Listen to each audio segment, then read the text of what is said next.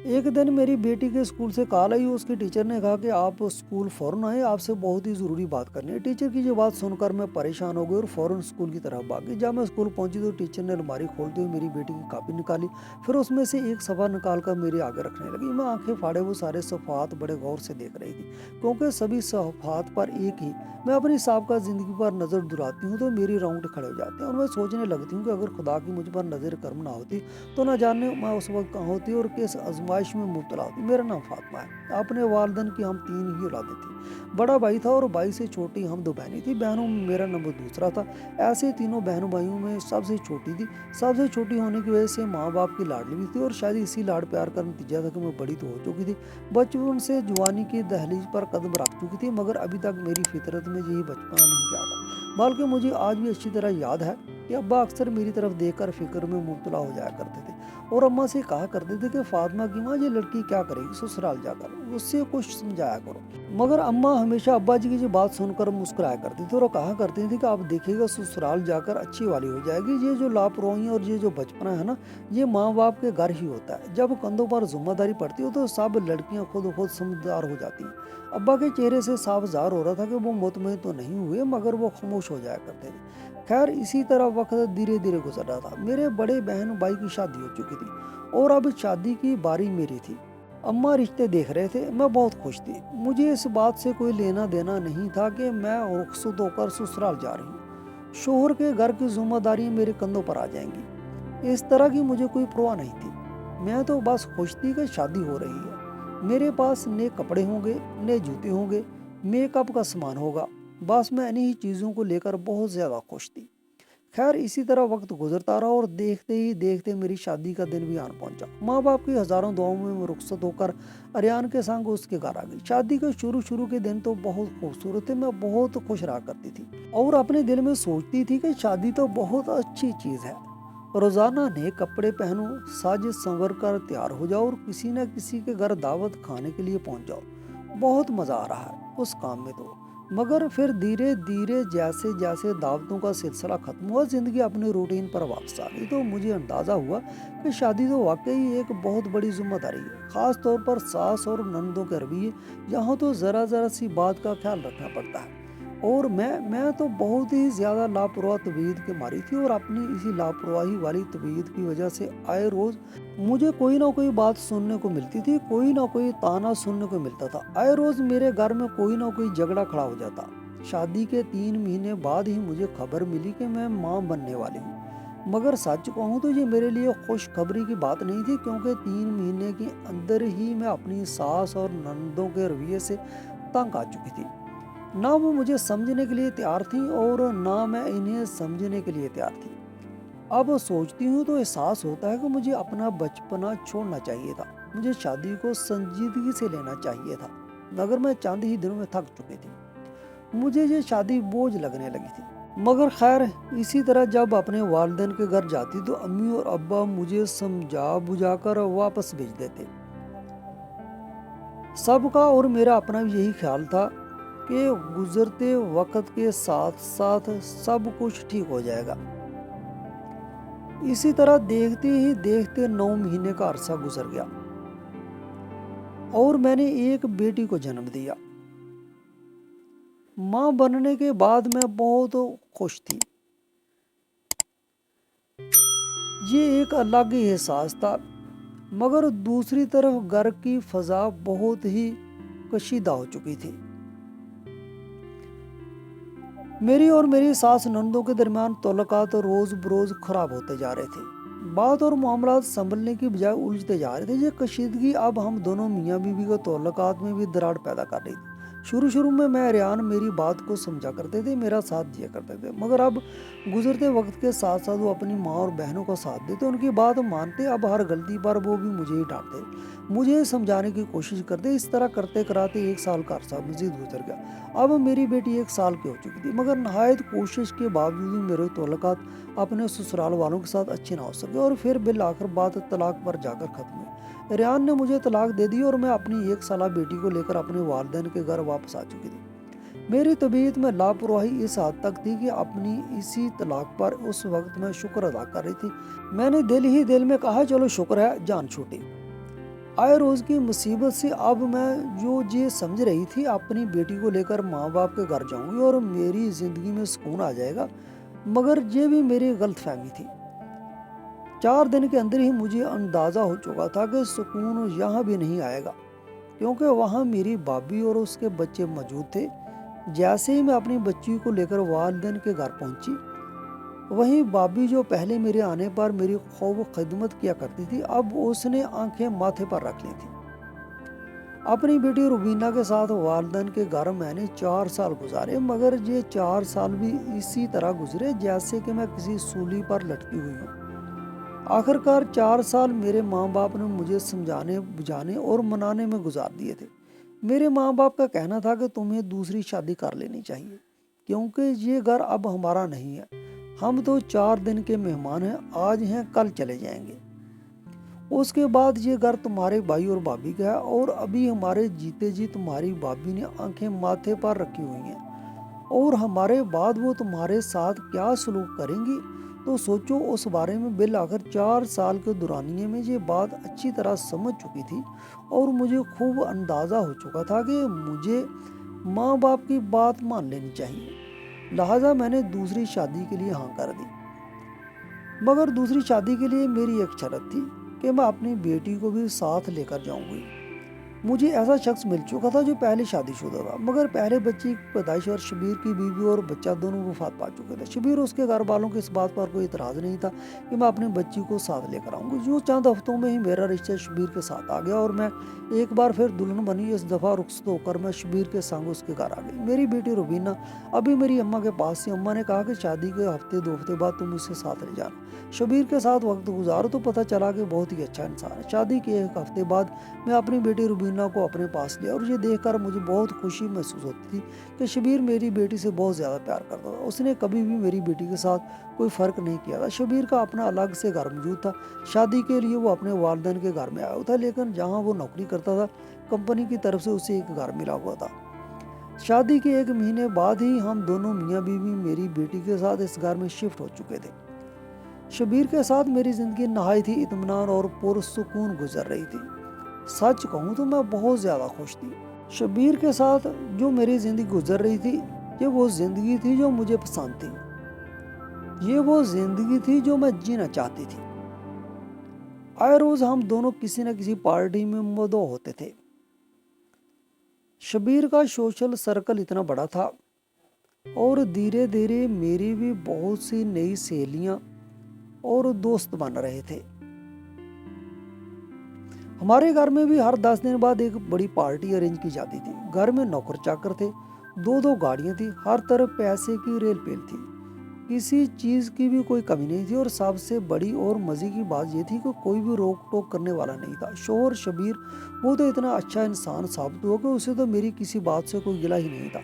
मैं जिस वक्त घर से जाऊं, जिस वक्त घर वापस आऊं, जैसा चाहे लिबास पहनूं, उसे मेरी किसी बात पर कोई इतराज़ नहीं था। यूँ कहा जाए कि मैं अपनी मनपसंद ज़िंदगी जी रही थी, अपने ख्वाबों की ज़िंदगी जी रही थी। मैं बहुत खुश थी और मेरी तरफ देखकर मेरे वालिदैन भी खुश थे, मेरे बहन भाई भी खुश थे कि चलो उसकी ज़िंदगी से मुश्किलात ख़त्म हुई। तो सब ने सुकून का सांस लिया।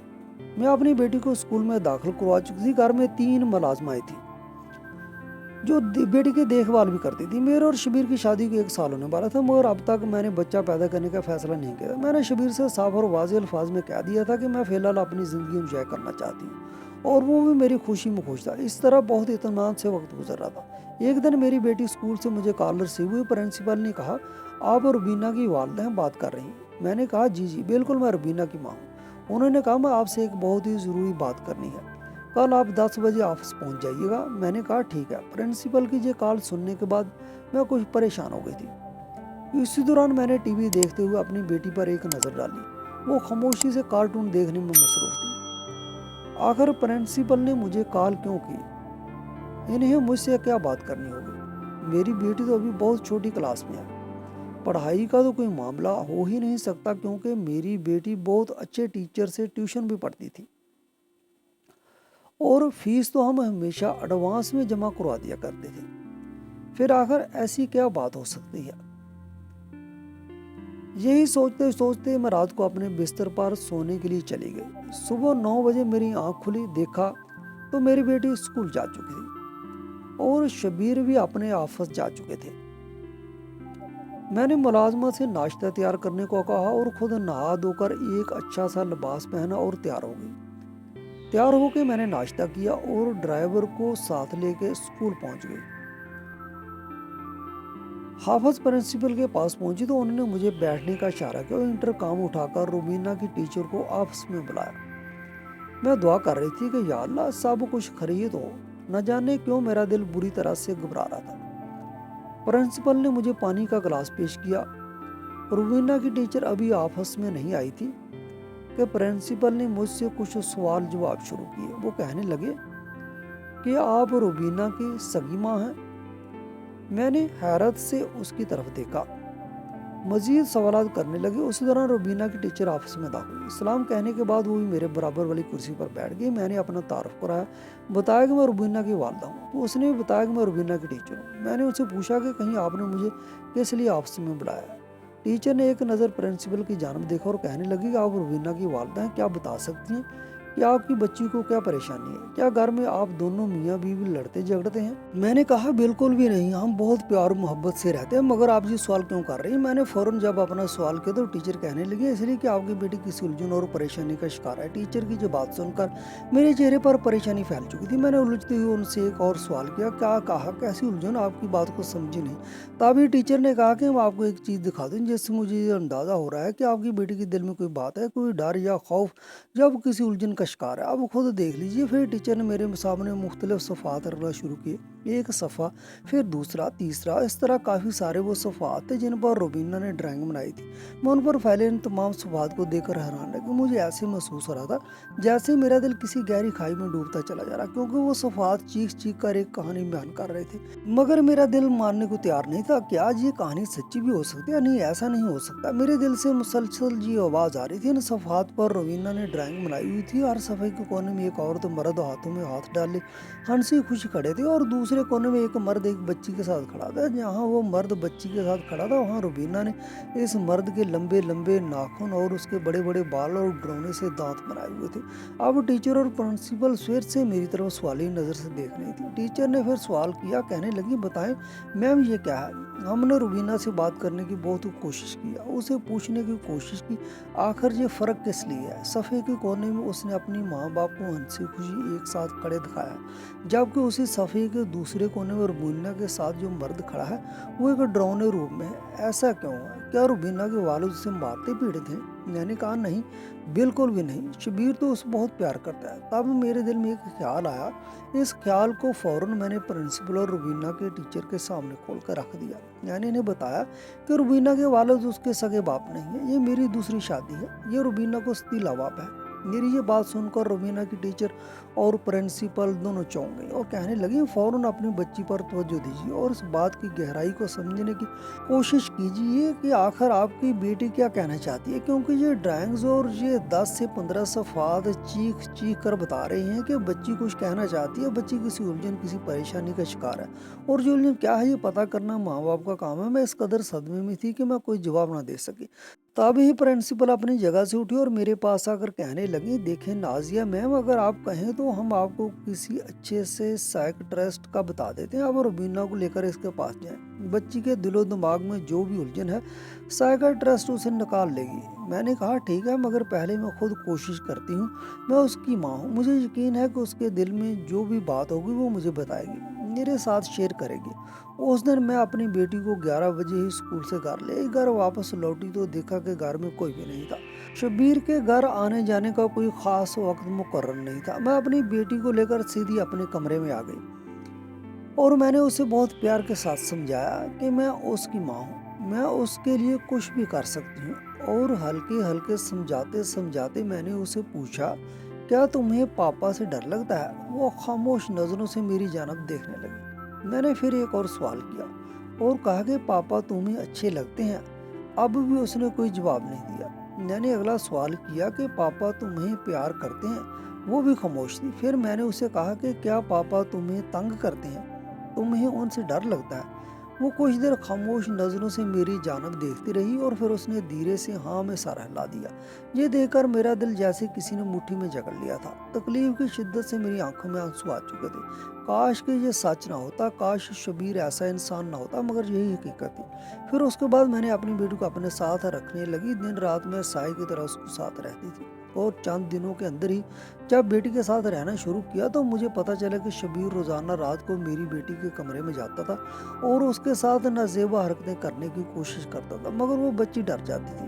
میں نے اپنی بچی کا ڈاکٹر سے معائنہ بھی کرایا تو پتہ چلا کہ ابھی اس نے میری بچی کے ساتھ کوئی غلط حرکت نہیں کی تھی۔ ابھی وہ بچی کو اس راستے پر لانے کی کوشش کر رہا تھا، بچی کے ساتھ چھوٹی موٹی حرکات کرتا تھا۔ انہیں حرکات سے بچی خوف زدہ ہو چکی تھی۔ تقریباً 10 سے 15 دنوں کے اندر اندر مجھ پر ساری حقیقت واضح ہو چکی تھی، اور اب میں نے فیصلہ کر لیا تھا کہ مجھے کیا کرنا ہے اور کیا نہیں۔ اس دن میں نے اپنی تمام ضروری چیزیں اور اپنی بیٹی کی چیزیں ایک بیگ میں اکٹھی کی۔ جب میں گھر چھوڑ کر جانے لگی تو شبیر حیران پریشان میرے پیچھے دوڑا اور کہنے لگا کہ آخر وجہ کیا ہے، تو مجھے بتا دو۔ میں نے کہیں آگے رکھی اور خاموشی سے وہاں سے نکل آئی۔ اس کے بعد میں اپنے گھر آ گئی، اماں ابا کے پاس دوبارہ سے، مگر اس بار میں نے فیصلہ کر لیا تھا کہ میں بھائی اور بھابھی کے گھر بیٹھ کر ان پر بوجھ نہیں بنوں گی۔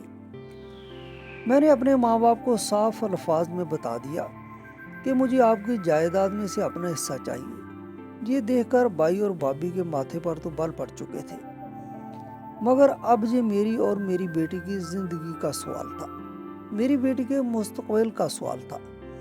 لہٰذا میرے ابا نے خاموشی سے جائیداد میں سے میرا حصہ میرے حوالے کیا، اور اس کے بعد اس رقم سے میں نے اپنا ایک ذاتی گھر خریدا اور اپنی بیٹی کو لے کر وہاں شفٹ ہو گئی۔ اب میری بیٹی جس اسکول میں زیر تعلیم ہے اس اسکول میں تدریس کے فرائض سر انجام دے رہی ہوں۔ اور ہاں، آخر میں اپنے سننے والے ناظرین کو یہ بھی بتاتی چلوں کہ میں نے اپنے والدین کو بھی اپنے پاس بلا لیا ہے۔ اب میری زندگی نہایت اطمینان اور سکون سے گزر رہی ہے۔ ناظرین، اس طرح کی سبق آموز کہانیاں واقعات سننے کے لیے چینل کو سبسکرائب کریں۔